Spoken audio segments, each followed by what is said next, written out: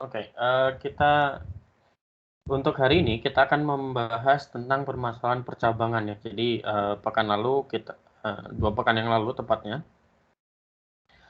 kita sudah belajar sampai kasus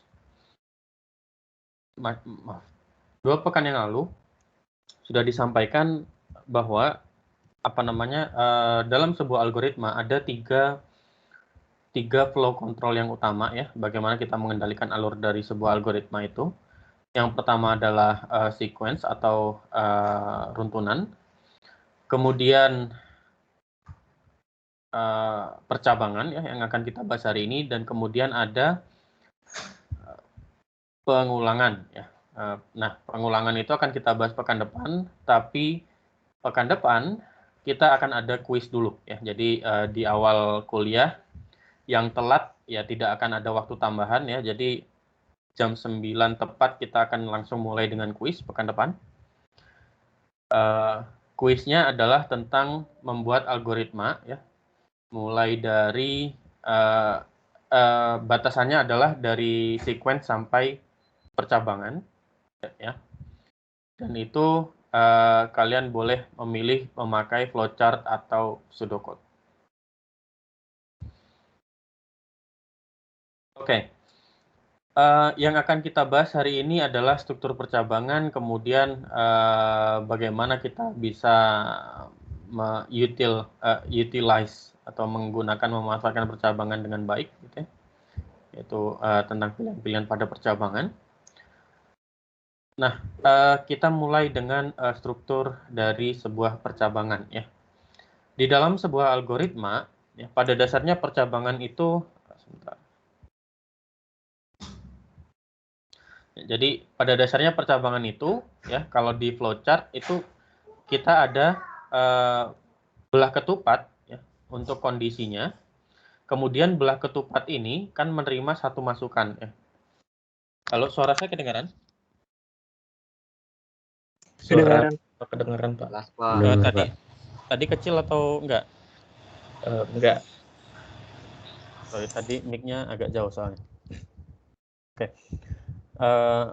Jadi pada dasarnya kita percabangan itu ada ditandai dengan kalau di flowchart adanya ini ya, struktur atau notasi belah ketupat ya, dengan satu panah masuk ke arah belah ketupat itu, kemudian di dalam belah ketupat itu apa yang dituliskan? Yang dituliskan adalah kondisinya atau syaratnya. Baru kemudian dari belah ketupat itu ada dua luaran, antara ya atau tidak. Nah, di masing-masing luaran tersebut itu ada pernyataan. Nah, percabangan yang benar itu seperti apa ya? Percabangan yang benar itu adalah minimal kalau kondisinya dipenuhi, berarti ketika jawabannya ya, minimal ada statement di situ. Ketika jawaban tidak, itu tidak perlu ada. Jadi seperti itu ya. Jadi percabangan itu terdiri dari kondisi ya atau syarat dijalankannya kode selanjutnya dan ada aksinya.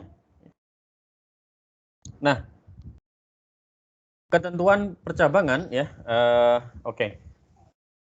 Kalau ini contoh dari percabangan dalam pseudocode ya. Dalam pseudocode itu ada if kondisinya apa, kemudian cabang 1, else cabang 2, and if. Nah, ketentuannya seperti apa ya? Dalam percabangan ya, kondisi ini baik yang kalau di di flowchart, itu ada di dalam belah ketupat ya. Kalau di pseudocode itu ada di setelah if ya kondisinya. Nah, kondisi ini nilainya harus benar atau salah saja ya. Jadi dia bisa jadi benar, bisa jadi salah. Nah, sehingga karena nilainya harus benar atau salah ya, operasi yang bisa dilakukan pada kondisi ini itu cuman operasi yang menunjukkan hubungan lebih tepatnya operasi logika ya. Jadi sama dengan, tidak sama dengan, lebih besar sama dengan, lebih kecil sama dengan, kemudian negasi, konjungsi atau dan, disjungsi atau or, operasi-operasi seperti itu ya. Jadi di kondisi itu isinya harus yang seperti itu. Nah, hasil pemeriksaan dari kondisi ini menentukan aksi mana yang akan kita lakukan. Nah, ciri khasnya adalah kalau di flowchart ya, kalau di flowchart ini kan ditunjukkan oleh kalau kondisinya dipenuhi maka kita mengarah ke aksi yang ditandai dengan kata atau huruf Y ya, huruf Y atau kata ya atau yes. Tapi kalau kondisinya tidak dipenuhi atau nilai kebenaran dari kondisinya adalah salah, maka yang dikerjakan adalah cabang yang N atau no atau tidak. Nah, kalau dalam pseudocode, cabang ya itu adalah cabang yang atas ya, cabang yang pertama ya. Jadi kalau kondisinya benar, maka yang dikerjakan adalah cabang yang paling atas, yang pertama. Blok else ini isinya adalah cabang yang kedua. Maksudnya cabang yang kedua ini artinya apa? Kalau kondisinya tidak dipenuhi, baru ke blok yang else. Ya. Nah, khusus untuk pseudocode ya, sangat-sangat dianjurkan ketika kalian menuliskan if else menggunakan pseudocode, maka aksi-aksinya itu kalian tuliskan agak menjorok ke dalam sedikit ya. Jadi sedikit ke kanan. Mengapa dianjurkan seperti itu? Karena dengan seperti itu kita bisa dengan mudah mengidentifikasi ya, kalau kita baca algoritmanya, kita bisa dengan mudah mengidentifikasi sebenarnya yang mana sih aksi yang dikerjakan di dalam if, yang mana yang di luar if. Kalau mereka tidak menjorok ya, tidak masuk ke dalam, maka maksudnya kalau mereka sejajar gini ya dengan if else dan if-nya, maka kita tidak tahu nih sebenarnya ini yang dikerjakan yang mana gitu ya. Dan itu bisa menyebabkan algoritma yang tidak tepat. Itu sangat-sangat berbahaya. Nah, di antara alasan mengapa perlu menjorok lagi ya, karena nih kalau kita lihat ya, kalau flowchart ini jelas karena apa? Karena panahnya garis penghubungnya itu ada arah panahnya ya. Jadi menunjukkan dari mana ke mana. Kita tahu dengan jelas apa yang harus dilakukan. Tapi kalau di pseudocode ya, bayangkan kalau ini sejajar ya, cabang satunya mundur gini, cabang duanya mundur, sejajar dengan huruf pertamanya ini sejajar dengan if, else, and if, maka ini kita agak kesulitan gitu untuk mengidentifikasi yang mana yang perlu dikerjakan, apalagi kalau cabang satu atau cabang duanya atau keduanya ya isinya itu tidak hanya satu baris tapi banyak baris perintah gitu. Seperti itu ya. Sampai di sini apakah ada pertanyaan?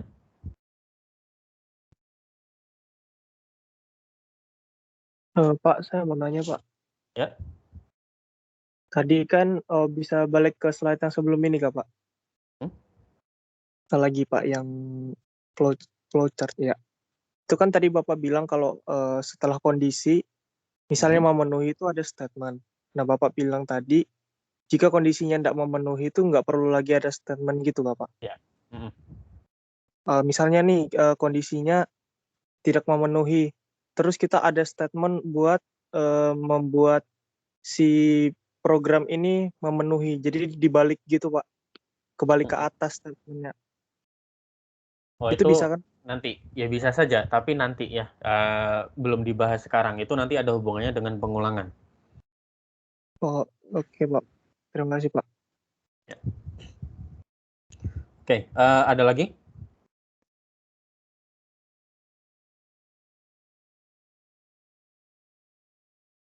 Tambahan ya, untuk bagi kalian yang lebih suka menuliskan pseudocode dibanding flowchart, untuk if ya selalu diakhiri dengan NIF ya. Jadi if ini diakhiri dengan NIF. Ya.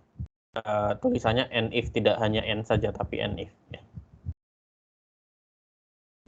Biasanya bisa jadi NIF atau bisa juga pakai V ya dibalik. Tapi itu cukup jarang dipakai. Nah, ya. Jadi misalkan ya kita punya contoh percabangan ya. Flowchartnya kita mulai dengan input A, input bilangan dari keyboard user, misalkan ya, input A, kemudian kondisinya adalah apakah A lebih dari 0. Maka kalau iya, kita output bilangannya positif. Kalau tidak, output bilangan negatif.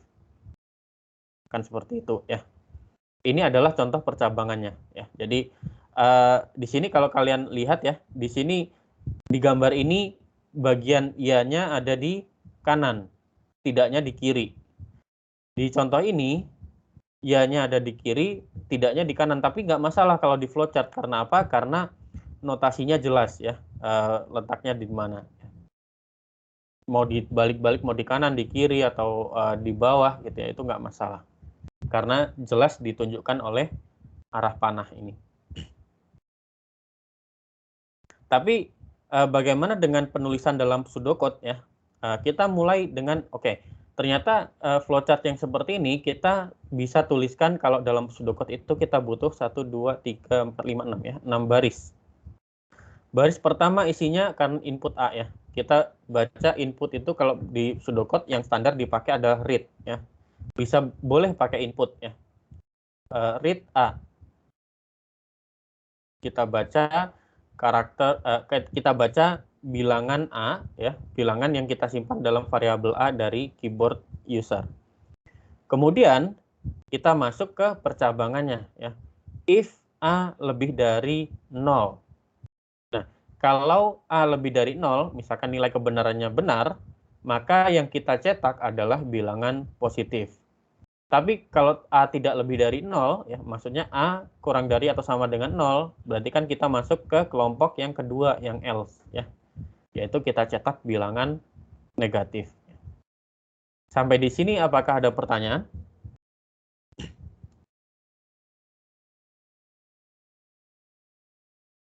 Bisa ya membedakan ya, sudah mulai ngerti cara nulis antara nulis flowchart atau nulis pseudocode untuk kasus-kasus percabangan?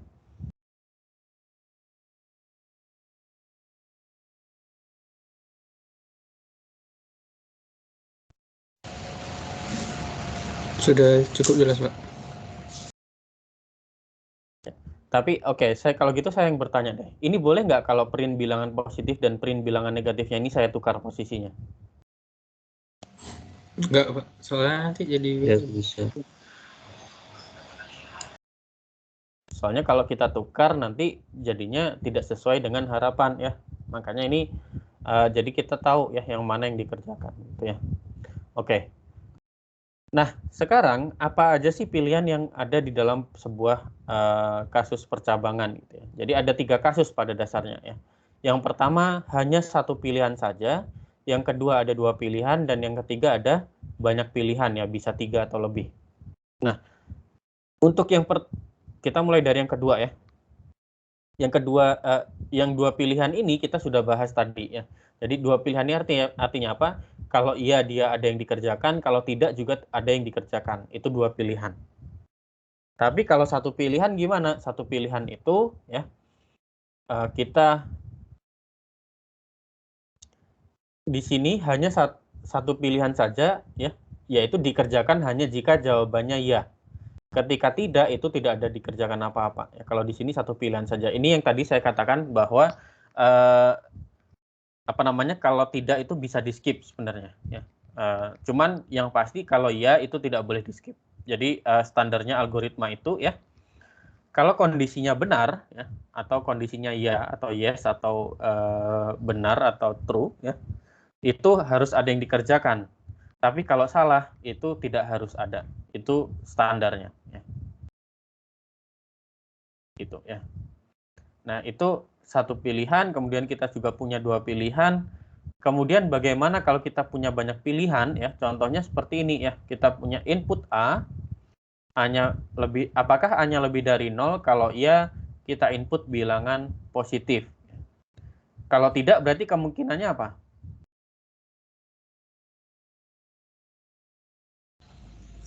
Sama dengan 0. A bisa jadi sama dengan 0 ya. Oke, nah kalau apakah A-nya sama dengan 0 ya? kalau tidak sama dengan 0 pasti bilangan negatif ya, karena A lebih dari 0 ya. Kalau tidak, ini berarti kan yang kita punya adalah apa namanya, A kurang dari sama dengan 0. Nah, sekarang kita menanyakan nih, apakah A-nya sama dengan 0? Kalau nggak sama dengan 0 berarti pasti dia kurang dari 0 kan ya. Kalau kurang dari 0 negatif. Baru kalau sama dengan 0 kita kasih 0. Ini adalah kasus 3 cabang ya.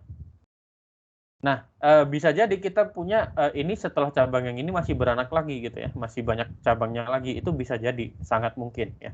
Terutama di kebanyakan program-program yang profesional ya. Jadi aplikasi-aplikasi yang kalian pakai, entah itu di laptop, di PC, di handphone, atau di tablet, atau di apapun itu ya, itu kasus percabangan ini sangat-sangat banyak ditemui. Oke, sampai di sini apakah ada pertanyaan?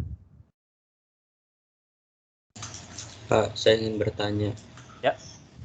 Kenapa di bagian banyak pilihan yang A sama dengan 0 itu kenapa sama dengannya ada 2? Oke, ini pertanyaan bagus ya.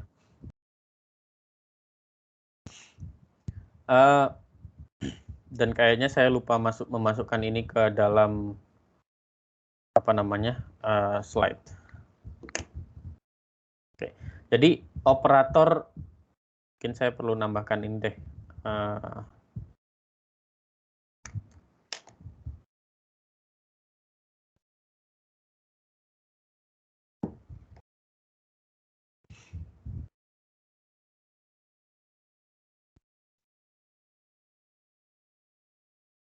Oke, di sini ya. Oke. Ada beberapa operator yang bisa kita gunakan dalam apa namanya dalam tadi saya sebutkan ada beberapa operator yang bisa kita gunakan dalam kondisi percabangan ya untuk mencari nilai kebenaran dari kondisi itu ya. Yang pertama adalah operator perbandingan. Operator perbandingan. Operator perbandingan ini ya, isinya apa saja gitu ya. Ada tanda double sama dengan ya. Ini artinya jangan gini deh.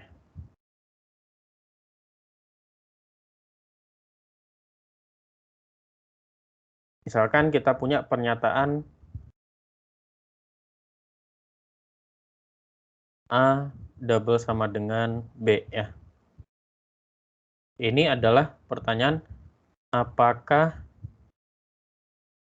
A sama dengan B. Dan ini harus menggunakan double sama dengan. Mengapa? Karena kalau sama dengannya cuma 1 itu digunakan untuk assignment ya. Sehingga kita harus menggunakan operator yang berbeda. Ini tadi menarik ya. Kemudian selanjutnya ada apakah A tidak sama dengan B ya.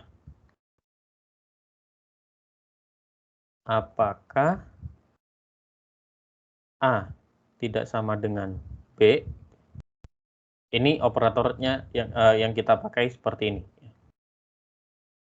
Kemudian operator selanjutnya adalah A lebih dari B. Nah, ini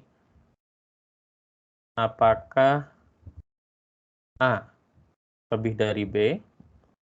Jadi sebenarnya kalau kita nulis A lebih dari B, itu sama seperti kita menanyakan apakah A lebih dari B, dan seterusnya. Ya, kita punya A kurang dari B. Gitu ya. Apakah A kurang dari B? Kemudian ada lagi A lebih dari sama dengan B.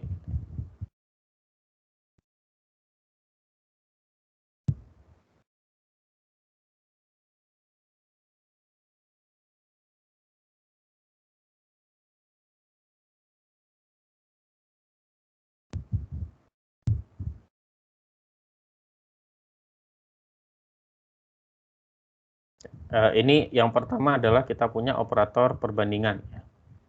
Minimal ada 6 ini. Kemudian selanjutnya ada operator logika ya.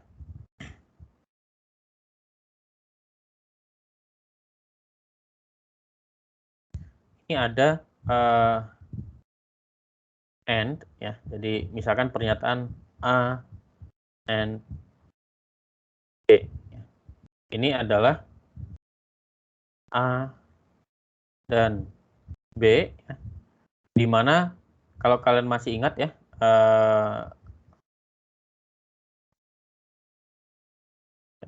di SMA ya, kalau kita punya A, B, yang nilainya adalah dan A dan B. Maka kalau kita punya A-nya benar, B-nya benar, jangan pakai benar deh, nanti bingung. Kita pakai true or false ya.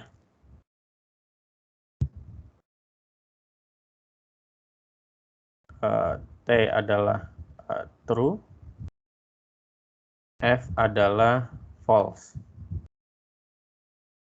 Kalau A-nya benar, B-nya benar, maka nilai kebenaran dari A dan B adalah benar. Kalau A-nya benar, B-nya salah, maka A dan B adalah salah. Kalau A-nya salah, B-nya benar, maka A dan B adalah salah.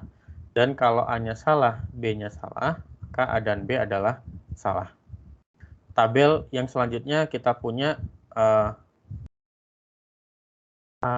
B, A, or B. Jadi A, or B. Ini kita punya A atau B.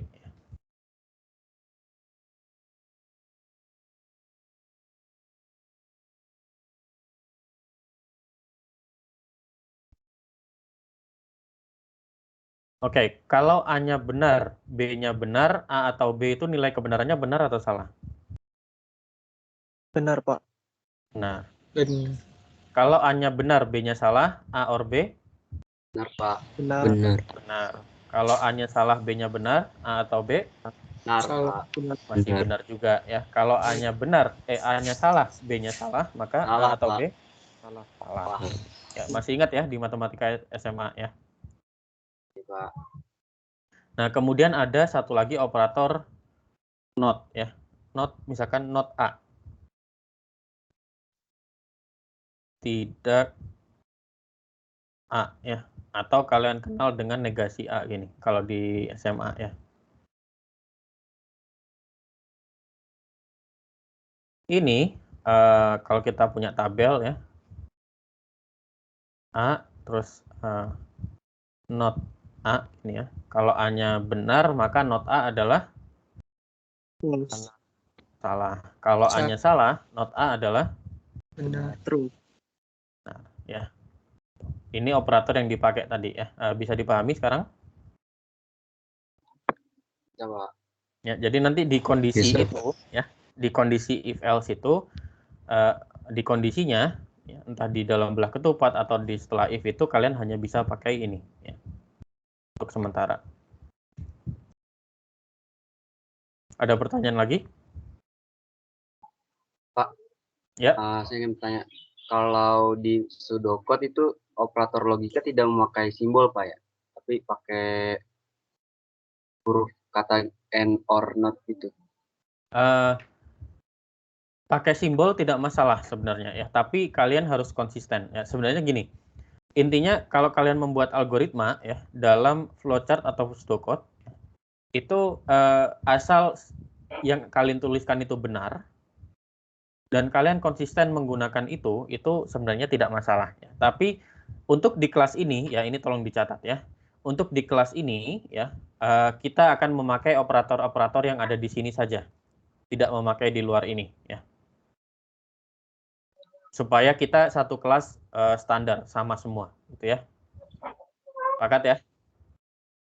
Baik, Pak.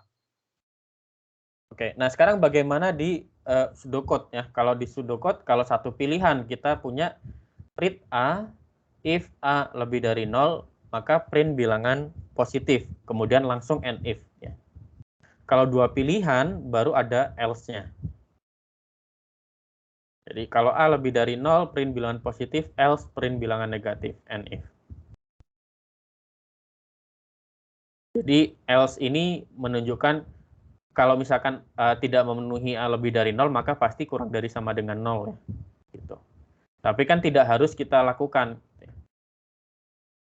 Nah, kemudian banyak pilihan itu kita tinggal seperti ini ya. Jadi kalau di contoh yang tadi ya, if A lebih dari 0 kita print bilangan positif, else kalau A sama dengan 0 kita print 0, else print bilangan negatif, and if ya, karena ini if untuk yang A sama dengan 0.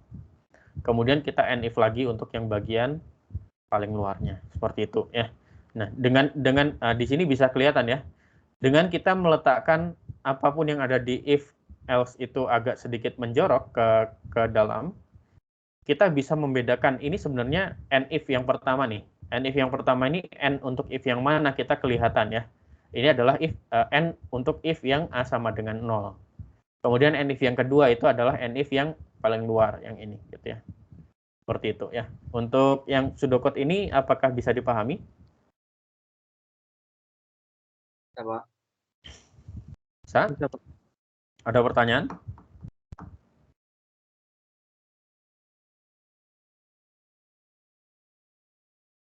Oke.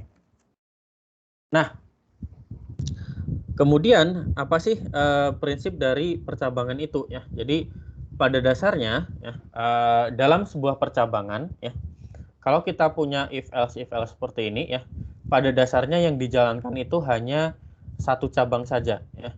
Jadi contoh ya di sini, kalau kita masukkan A-nya 0 ya, maka yang kita jalankan benar-benar hanya satu cabang ini. Yang lainnya kita tidak dijalankan ya.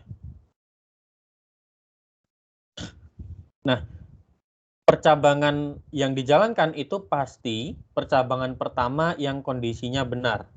Jadi contoh kalau di sini ya, kalau kita masukkan A sama dengan 0, maka percabangan pertama di mana kondisinya benar adalah A lebih dari 0, ini salah. Kemudian kita masuk ke else, apakah A sama dengan 0? Ternyata benar, ya sudah. Kita jalankan yang ini. Yang setelahnya lagi, kalau ada memuat A sama dengan 0, itu tidak akan kita pedulikan. Jadi yang benar-benar yang dikerjakan itu hanya satu cabang saja. Dan itu cabang yang paling pertama yang bernilai benar. Seperti itu ya. Kemudian pada runtunan berikutnya ya, di bawahnya gitu ya, karena yang dikerjakan itu hanya benar-benar yang pertama yang kondisinya benar, maka kalau ada cabang-cabang selanjutnya yang mungkin memenuhi kondisi tersebut, itu akan kita abaikan gitu ya. Tidak peduli apakah nilainya benar atau salah. Jadi di sini mengapa kita harus benar-benar hati-hati ketika kita membuat algoritma ya. Nah, dalam pseudocode sendiri ya, lagi-lagi saya ingin mengingatkan bahwa indentasi ya itu penting. Jadi sebenarnya tidak harus, tapi ya dalam tanda kutip ini harus dituliskan dalam struktur yang menjorok atau agak sedikit ada indentasi ke dalam ya. Mengapa? Karena kita bisa tahu ini sebenarnya kita keluar dari if yang mana, kita berhenti sampai if yang mana gitu ya. Supaya kita tidak bingung di situ. Supaya kita bisa membedakan yang mana sih yang sebenarnya kita kerjakan. Itu kalau di pseudocode. Oke. Ada pertanyaan?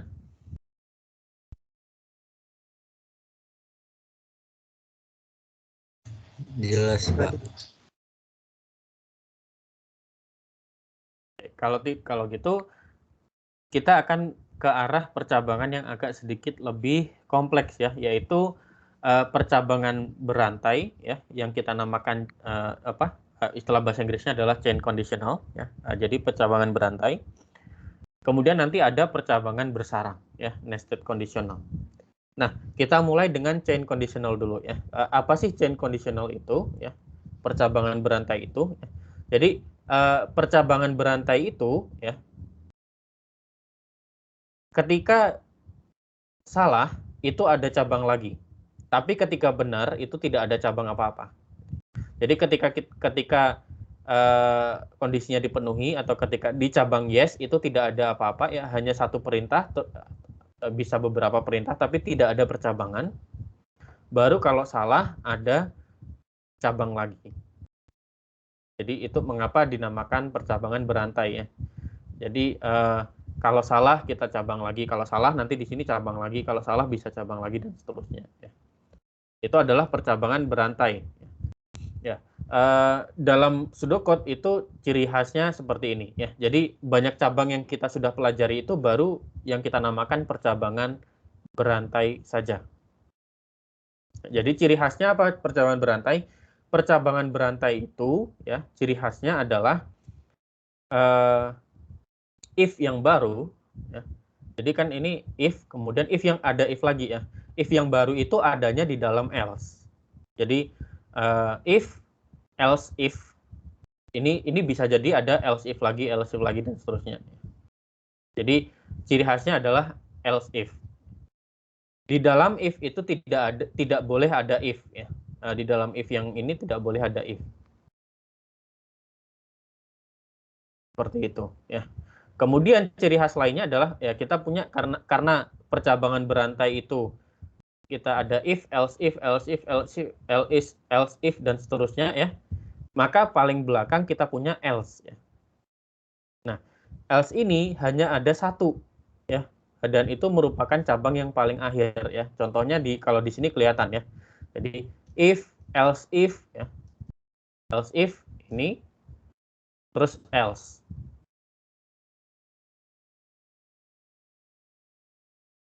Jadi kalau misalkan semua syarat yang di atasnya itu tidak dipenuhi, maka yang dikerjakan adalah cabang else yang paling belakang itu. Itu tadi percabangan berantai ya.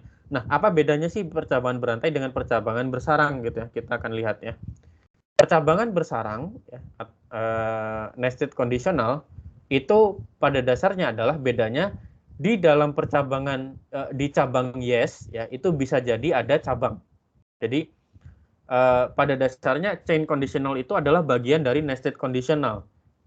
Tapi nested conditional adalah kasus yang lebih umum ya, di mana kalau kita punya if A sama dengan 0, kemudian untuk bilangan positif ini kita ingin bagi menjadi bilangan genap dan ganjil. Maka kita taruh if lagi. Jadi di sini bisa dibilang di dalam if ada if. Maka kalau seperti ini statusnya sudah berubah menjadi nested conditional. Ya. Seperti itu. Ya. Ada pertanyaan sampai sini? Sudah bisa membedakan chain conditional dan nested conditional? Sudah.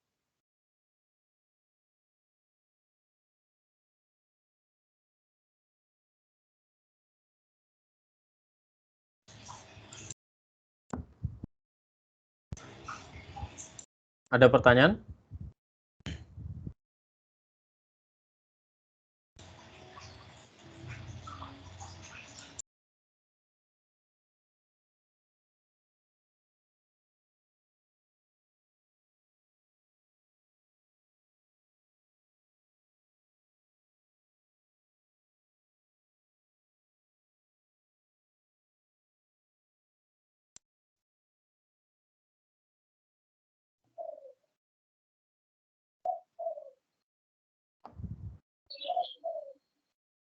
Oke. Pak, saya bertanya, Pak.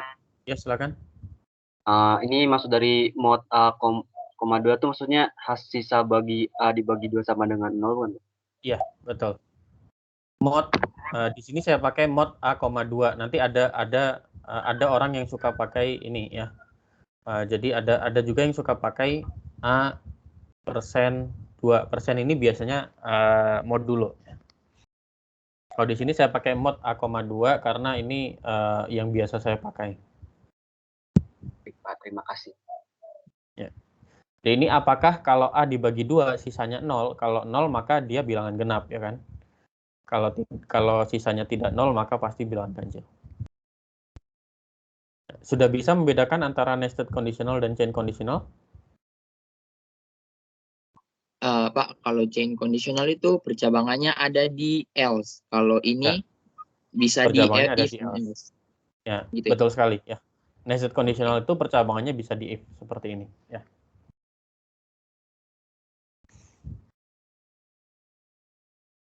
Oke.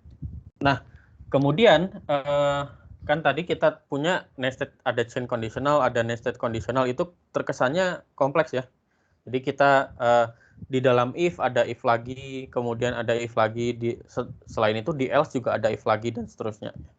Nah, kondisi-kondisi tersebut ya sebenarnya bisa kita simplifikasi dengan menggunakan kondisi yang agak sedikit lebih kompleks, yaitu kita bisa menggunakan operator logika AND dan OR, di mana AND dan OR ini memungkinkan kita untuk menggabungkan lebih dari satu kondisi pada syarat percabangan.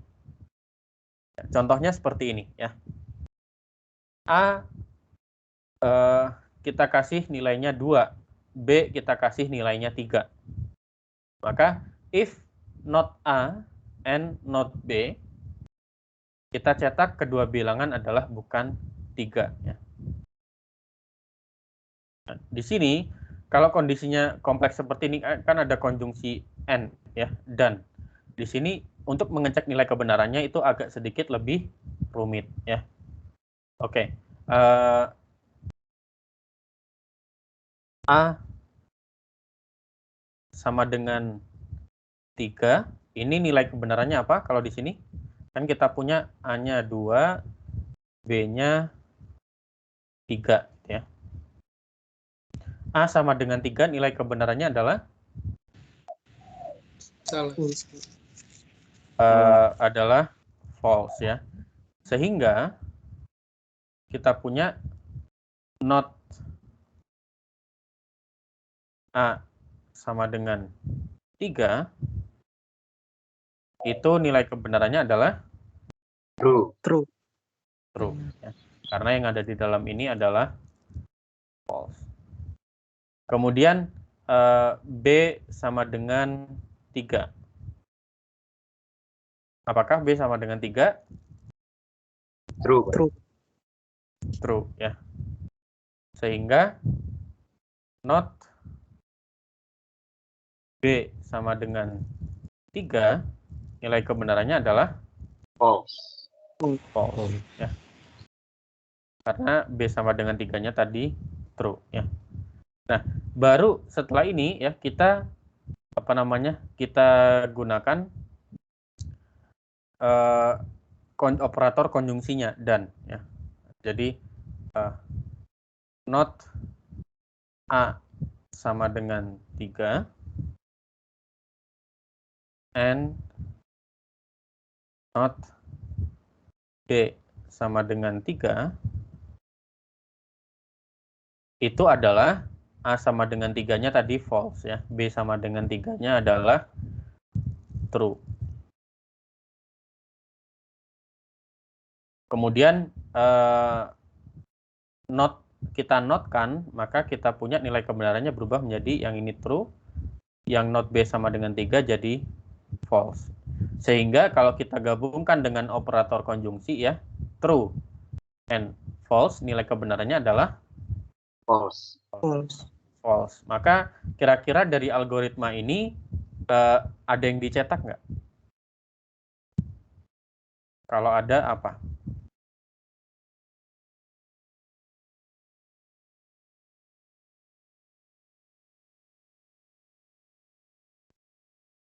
Oke, kondisi ini nilainya adalah false ya.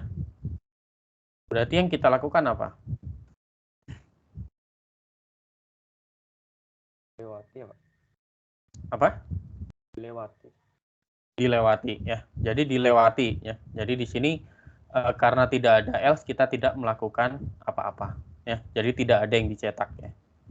Ini tidak ada yang dicetak.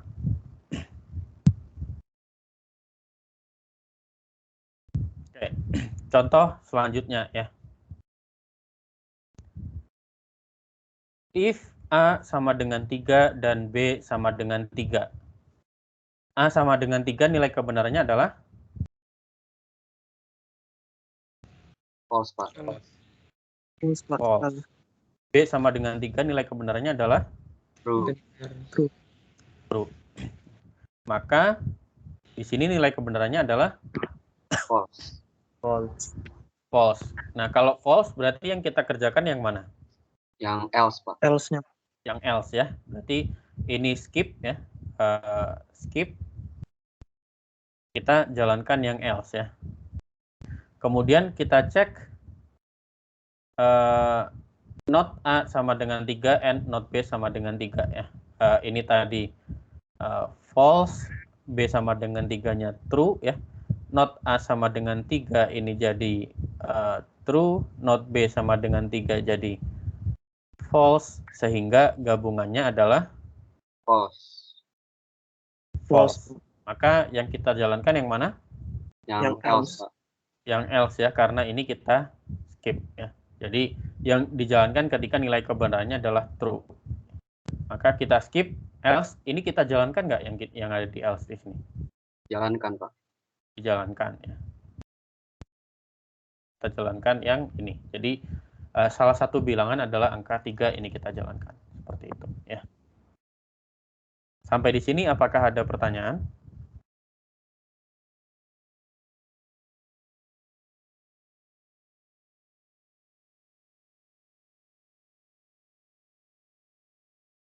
Tidak ada, Pak.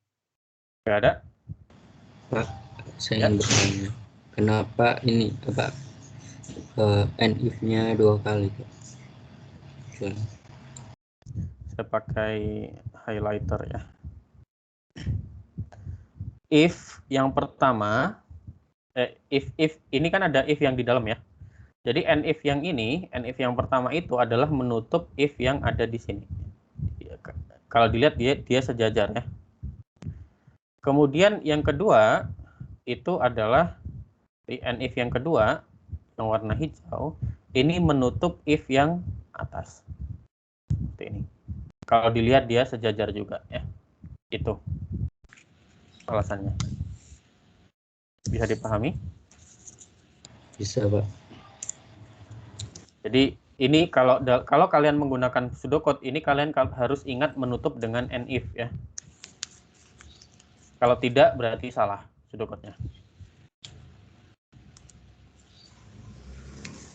Ya, ada pertanyaan lain lagi?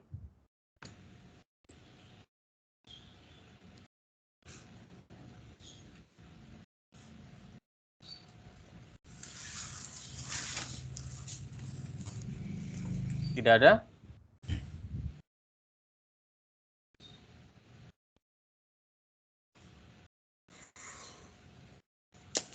Sudah bisa dipahami? Bisa, Pak.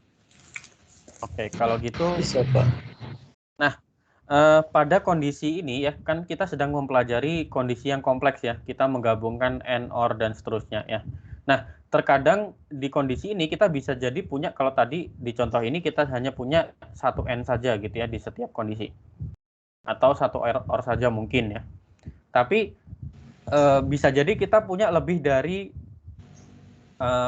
satu operasi logikanya ya. Bisa jadi kita punya and, or, dan seterusnya itu kita gabungkan jadi satu.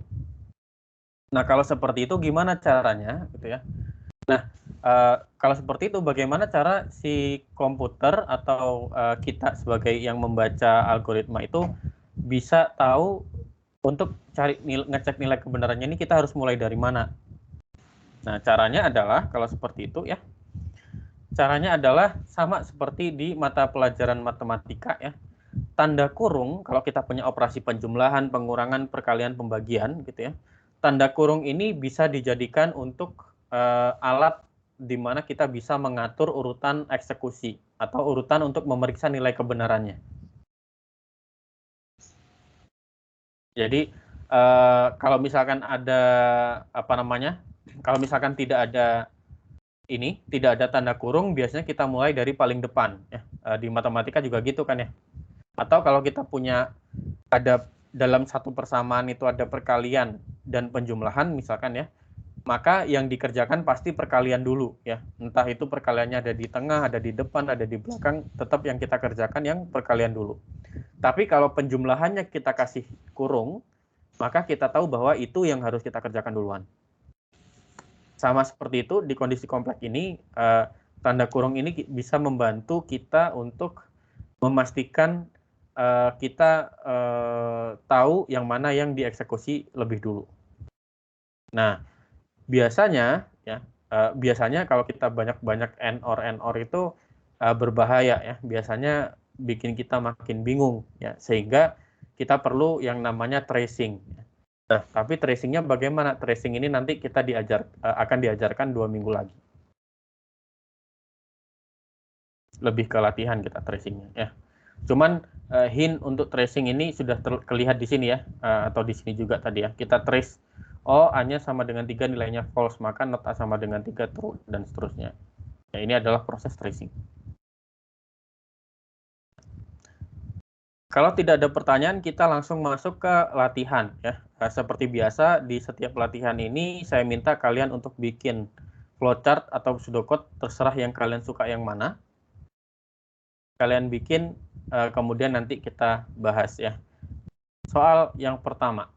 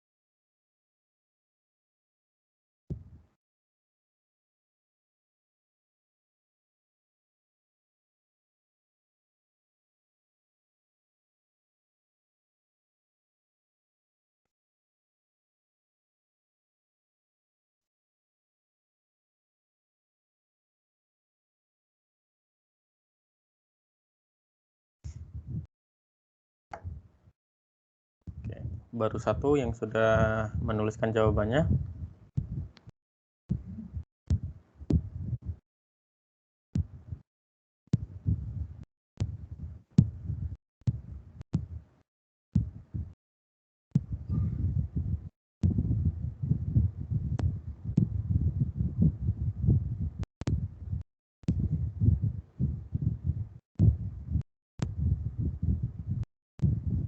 Oke.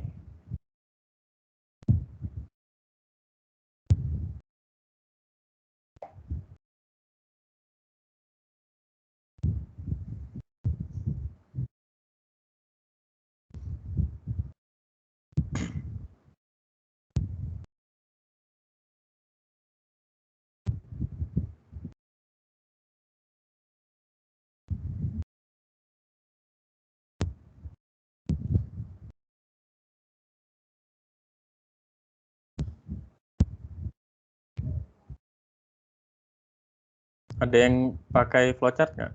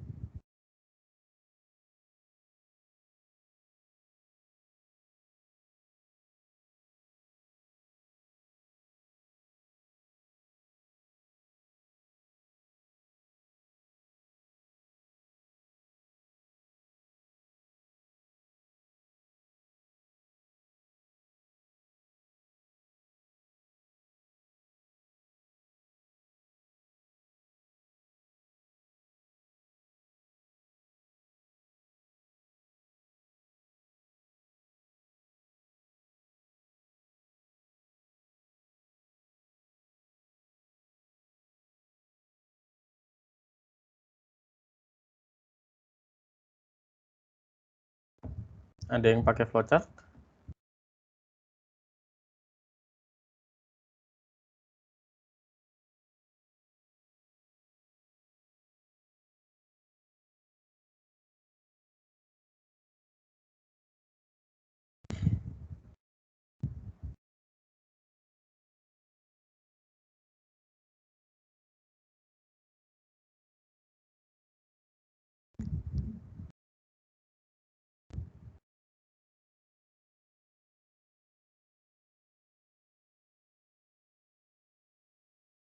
Oke, ada. Oke, sudah ada yang menjawab dengan flowchart dan dengan pseudocode ya. Sekarang kita coba bahas. Sebentar, supaya nanti saya nggak pindah lagi. Ini saya perlu new slide di sini. New slide.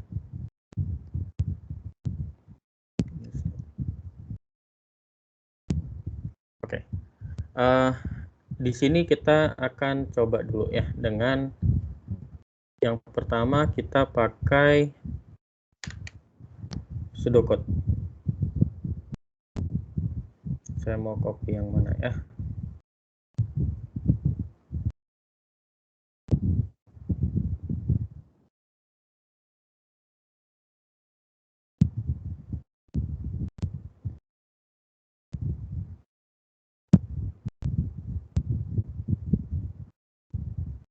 Jadi programnya diminta untuk membuat kita diminta untuk membuat program dalam flowchart atau pseudocode yang menerima suhu air dalam derajat Celcius, kemudian menuliskan wujud air tersebut.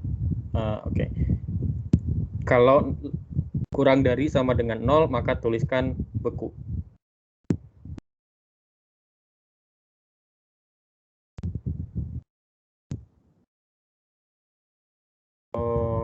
Program apa namanya? Program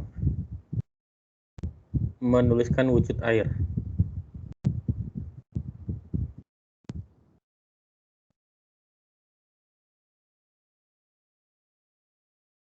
Kemudian kamus. kita punya A adalah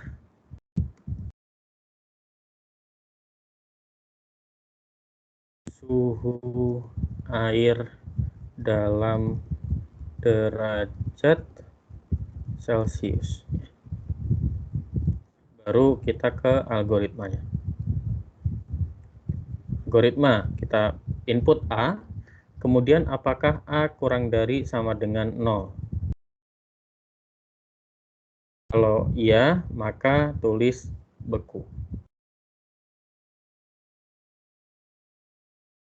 Jadi jawaban yang paling benar adalah yang seperti ini ya. Tidak perlu ditambahkan lagi else print tidak beku, tidak ya, karena soalnya di sini hanya diminta untuk menuliskan kalau kurang dari sama dengan 0 saja. Nanti kalau kalian minggu depan nih ketika kuis ya, ketika kuis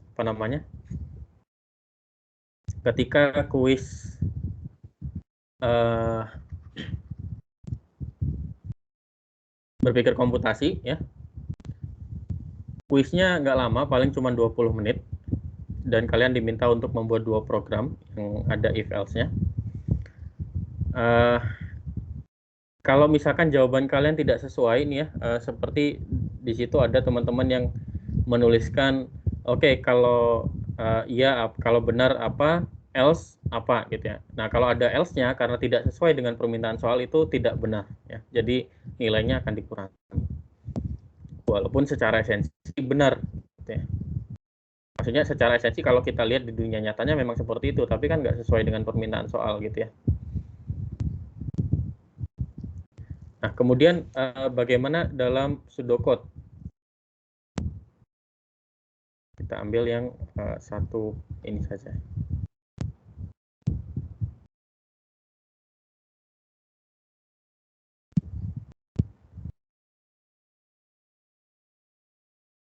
Kalau dalam pseudocode berarti kita akan punya seperti ini. Start input A, ini saya tambahkan suhu air dalam derajat Celcius. Oke, ternyata kurang besar, maka kita perlu perbesar ya.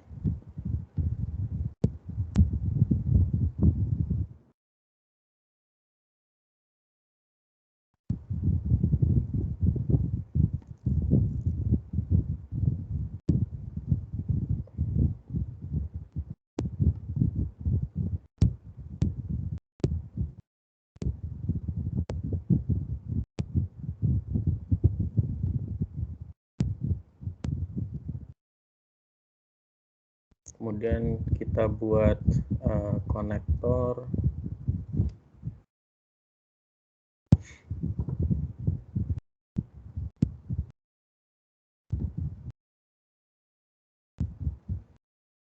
Yang warnanya ada.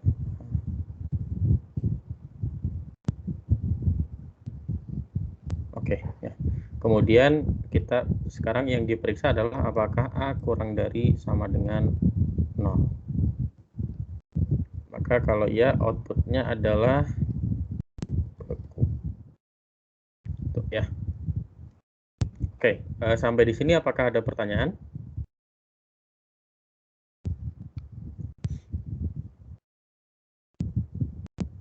Kalau tidak ada ya, selanjutnya ya. Pak, Sekarang, saya ingin bertanya ini Pak, yang saat sebelumnya Pak. Ya.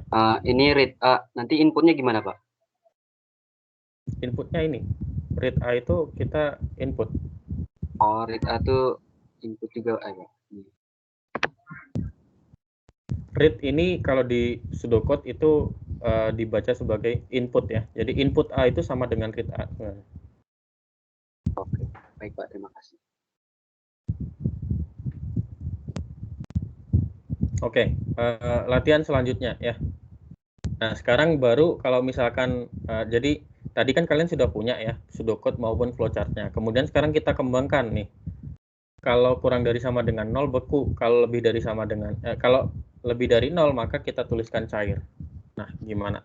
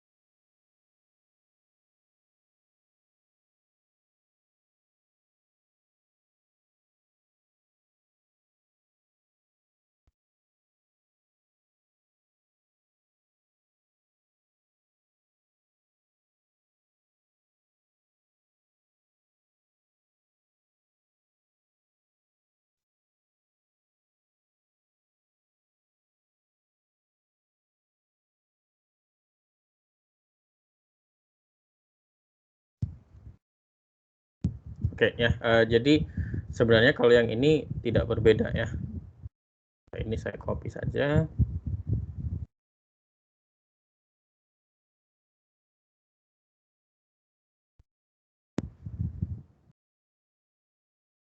Jadi yang membedakan hanyalah kita ada menambahkan yaitu else ya. Int air.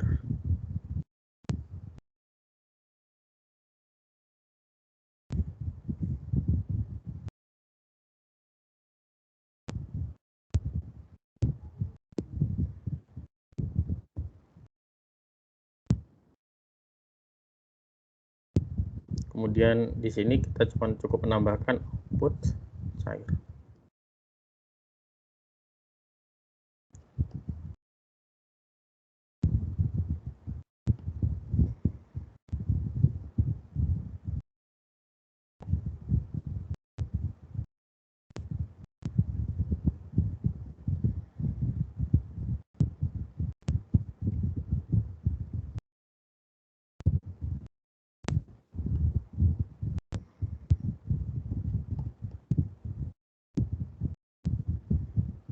Ya, seperti ini ya. Masih mudah ya.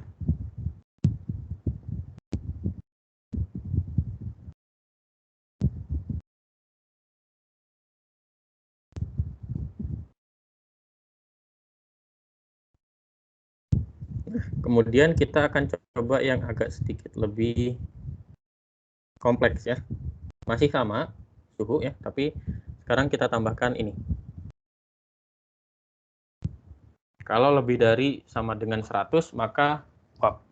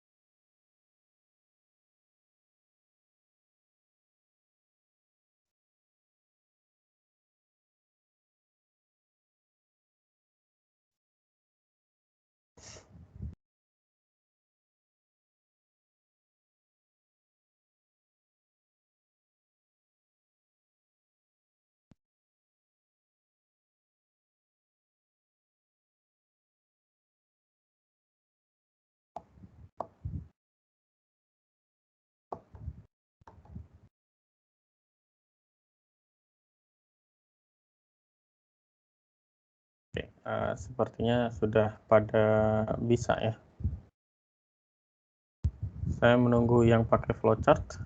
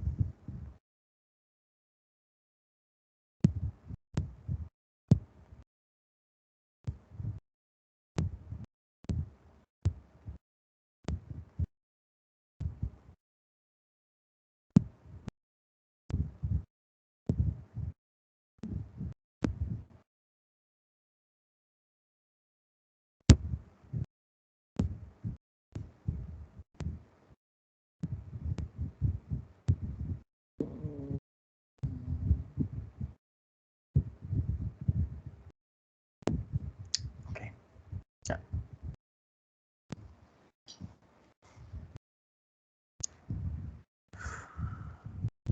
Oke. Nah, untuk ini ya.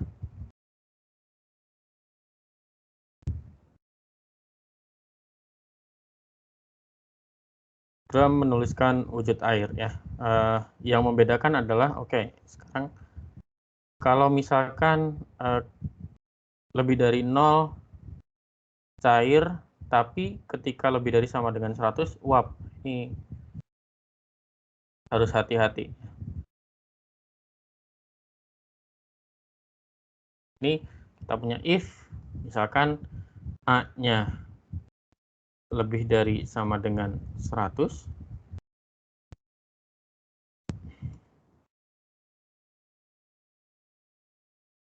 kita cetak uap, kemudian else kita cetak cair,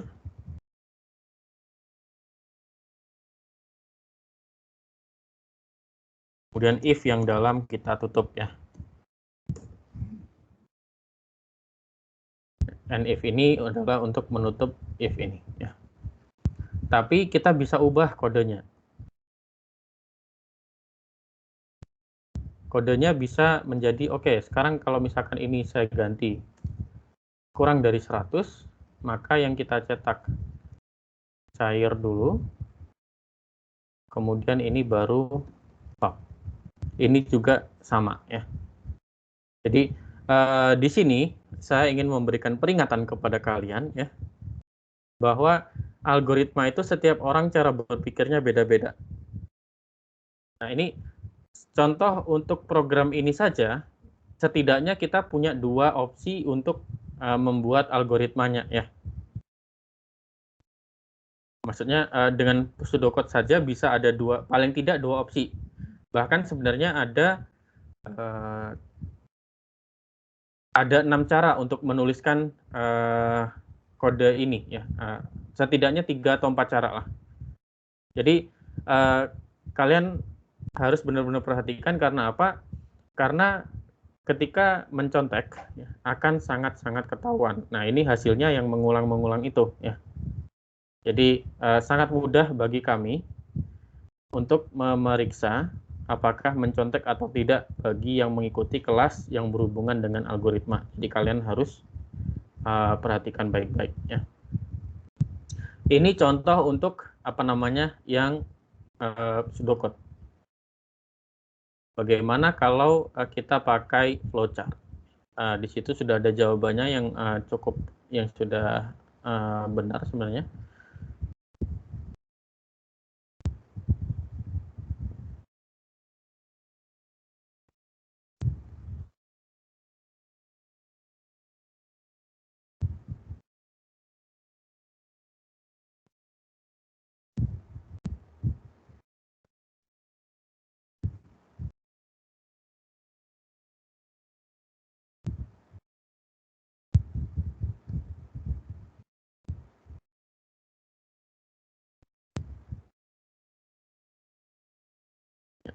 kita punya dua cara ya. Di sini kita tulis asumsinya adalah supaya tidak bingung ya. Saya mau menuliskan A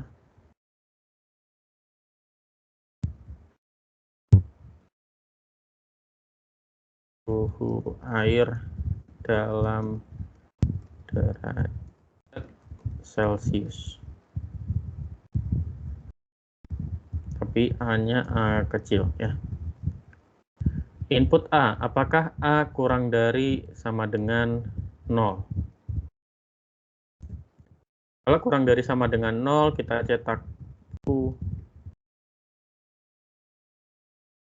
Kemudian apakah dia, tadi kalau di sini kita buat yang lebih dari sama dengan 100 dulu ya. Apakah dia lebih dari sama dengan 100? Kalau iya, maka outputnya adalah uap.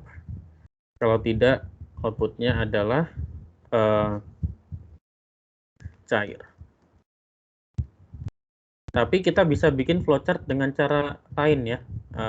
Kita cek masih sama di awal A, apakah A kurang dari sama dengan 0? Kalau iya beku.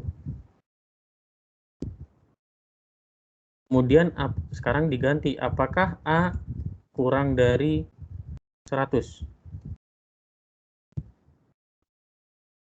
Kalau iya, maka yang kita cetak adalah cair. Kalau tidak, baru apa namanya, uap. Jadi ya bisa kelihatan ya, dua cara penulisan algoritma yang berbeda, baik dengan pseudocode maupun flowchart, tapi hasilnya sama. Nah, ini makanya nanti kalau kalian contekan itu akan sangat mudah bagi kami untuk memeriksa ya. Oke, latihan terakhir untuk hari ini, kemudian nanti ada 2 tugas ya yang perlu kalian buat. Latihan yang keempat ya. Buat program dalam bentuk flowchart atau pseudocode yang menerima input 2 buah bilangan bulat. Hasilkan, kemudian outputnya adalah mana dari kedua bilangan tersebut yang paling besar. Oke, silakan.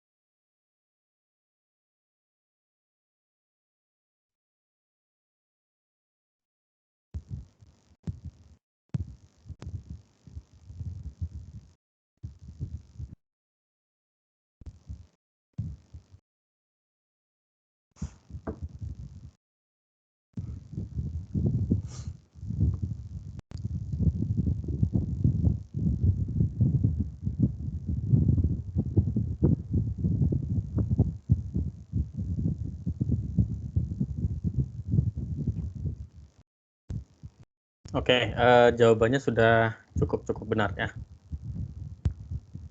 Jadi ini kita ambil yang ini saja.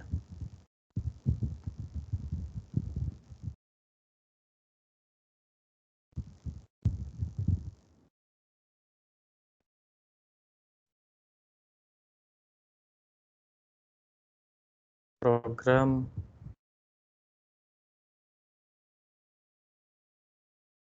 membandingkan dua bilangan. Kamus A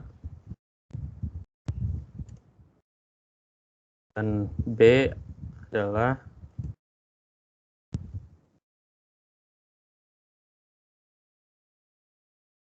dengan bulat.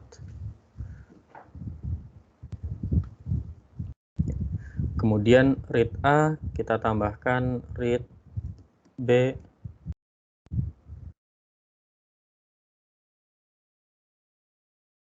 kalau A kalau A lebih besar sama dengan B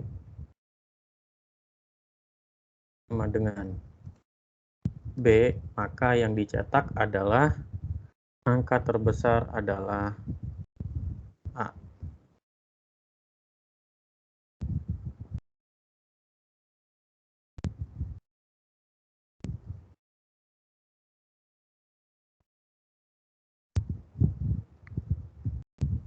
Kemudian selain itu ya pasti A kurang dari B ya. Maka yang dicetak kalau kasus ini yang dicetak adalah angka yang terbesar adalah B ya.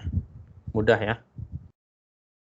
Input A dan B bilangan bulat.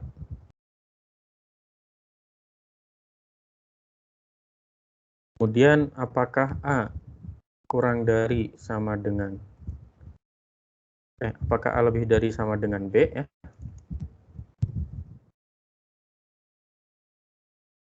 Maka outputnya ya, kita ganti angka terbesar adalah A.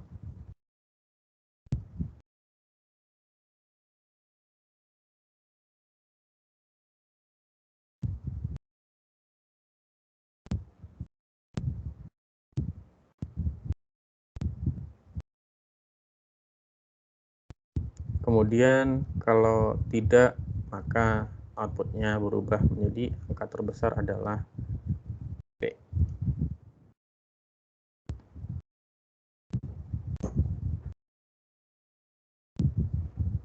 Ya.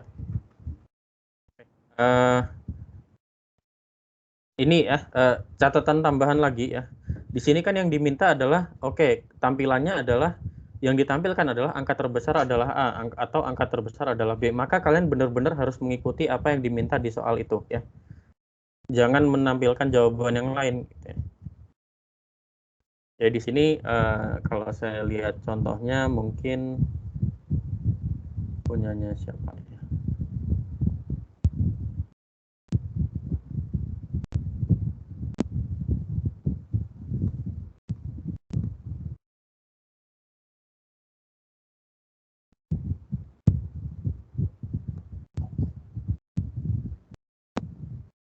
Nah, punya Tower Baga ini masih kurang tepat karena apa? Karena tidak sesuai dengan apa yang diminta di soal, gitu ya.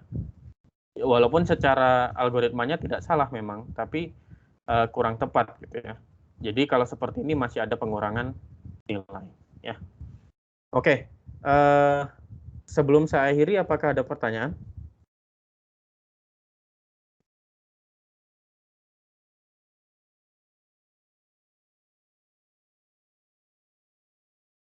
Kalau tidak ada ya, ini ada dua tugas ya. Yang pertama adalah tugasnya bikin program dalam flowchart atau pseudocode terserah kalian ya. Yang digunakan untuk menuliskan ke layar nama-nama bulan dari nomornya. Jadi kalau misalkan kalian input angka 1, maka outputnya adalah Januari. Input angka 2, outputnya adalah Februari dan seterusnya. Kemudian kalau misalkan input angkanya itu tidak sesuai ya, jadi bukan 1 sampai 12, maka outputnya adalah masukkan nomor bulan tidak tepat. Itu tugas yang pertama ya. Tugas yang kedua adalah buat kalkulator sederhana ya, dengan flowchart atau pseudocode dengan inputnya adalah 2 buah bilangan bulat dan operasi pilihannya. Jadi misalkan pilihannya adalah A, B, C, D, E, F gitu ya. Contohnya di sini. Inputnya A-nya 3, B-nya 2, kemudian memilih operasinya A gitu ya. Operasi A itu adalah operasi A tambah B. Bilangan pertama tambah bilangan kedua, berarti 3 tambah 2, outputnya 5. Dan seterusnya ya. Jadi silahkan kerjakan ya 2 tugas ini. Jangan sampai nanti di kelas kalkulus tanya lagi, Pak, berpikir komputasi ada tugas nggak? Gitu. So, berarti kalian tidak mendengarkan ya. Jadi harus dikumpulkan sebelum kelas berpikir komputasi pekan depan. Ya. Kalau Pak, gitu, itu saya dengarin loh, Pak. apa? Itu saya dengarin loh, cuma pas tugasnya kagak dengar.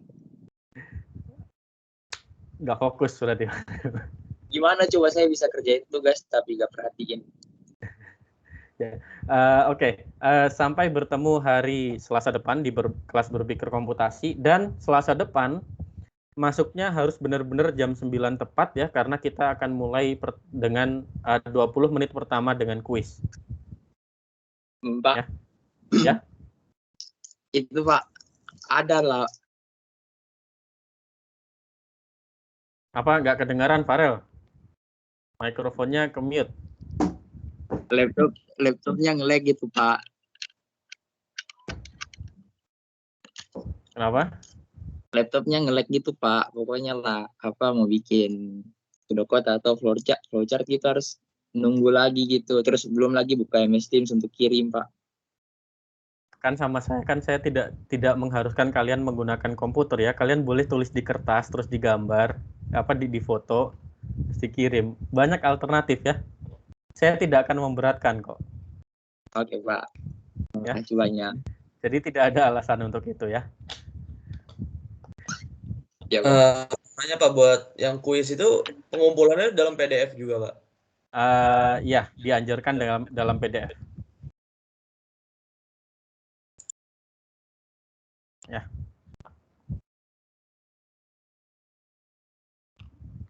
Oke, kalau gitu sampai ketemu di berpikir komputasi pekan depan. Saya akhiri pertemuan hari ini. Assalamualaikum warahmatullahi wabarakatuh. Selamat pagi. Waalaikumsalam warahmatullahi wabarakatuh. Pagi, Pak. Terima kasih, Pak. Makasih. Pagi.